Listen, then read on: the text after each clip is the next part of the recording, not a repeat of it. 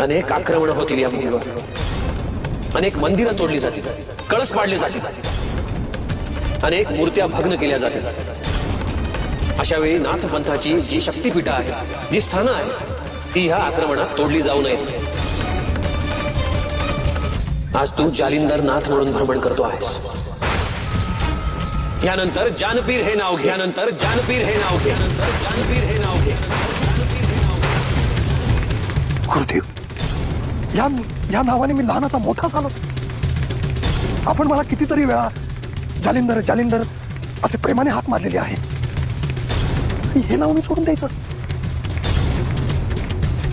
होय जालिंदर,